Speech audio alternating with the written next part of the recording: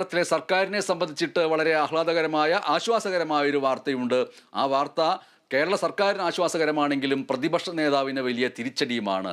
പ്രതിപക്ഷ നേതാവ് വളരെ പ്രധാനപ്പെട്ടത് എന്ന് സൂചിപ്പിച്ചുകൊണ്ട് ഒരു പൊതുതാൽപര്യ ഹർജി നൽകിയിരുന്നു.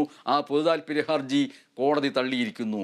ആ പൊതുതാൽപര്യ ഹർജിയിൽ പൊതുതാൽപര്യമേ ഇല്ല എന്നാണ് കോടതി പറഞ്ഞിരിക്കുന്നത്. കെ ഫോൺ പദ്ധതി സർക്കാർ വളരെ പ്രധാനപ്പെട്ട ഇന്റർനെറ്റ് സേവനം അടക്കമുള്ളവ ജനങ്ങളിലേക്ക് സൗജന്യമായി എത്തിക്കുന്നു എന്നുള്ള വാദങ്ങളോടുകൂടി ആവേശകരമായി മുന്നോട്ട് വെച്ച പദ്ധതിയാണ് കെ ഫോൺ പദ്ധതി. ആ പദ്ധതിയിൽ അഴിമതി ആരോപിച്ചുകൊണ്ട് പ്രതിപക്ഷ നേതാവ് വി.ഡി. സതീശൻ നൽകിയ പൊതുതാൽപര്യ ഹർജി ഹൈക്കോടതി തള്ളിയിരിക്കുന്നു.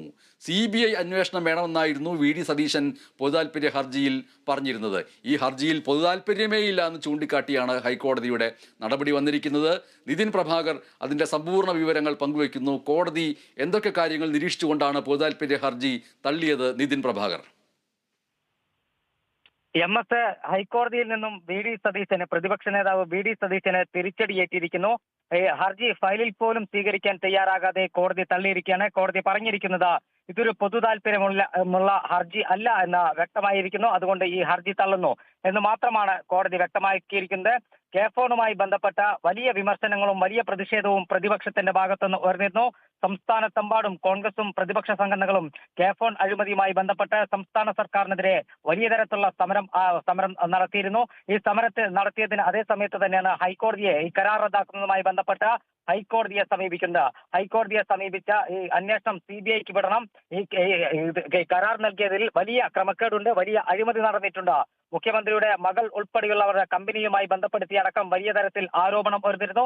ഈ ഒരു പശ്ചാത്തലത്തിലാണ് ഇതിൽ CBI അന്വേഷണം വേണം, അഴിമതിയിൽ CBI അന്വേഷണം വേണമെന്ന് പറഞ്ഞുകൊണ്ട് പ്രതിപക്ഷ നേതാവ് ഹൈക്കോടതിയെ സമീപിക്കുന്നത്.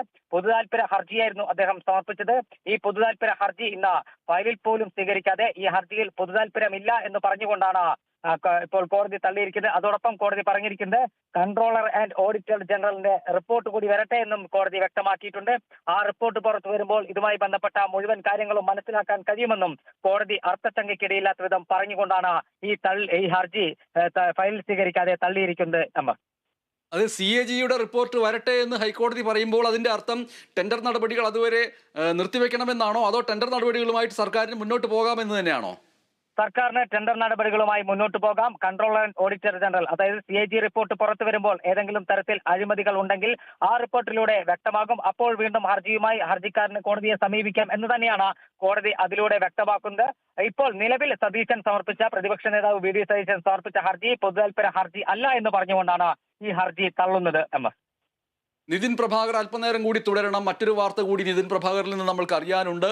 അത് മലയാള സിനിമാ മേഖലയുമായി ബന്ധപ്പെട്ട വളരെ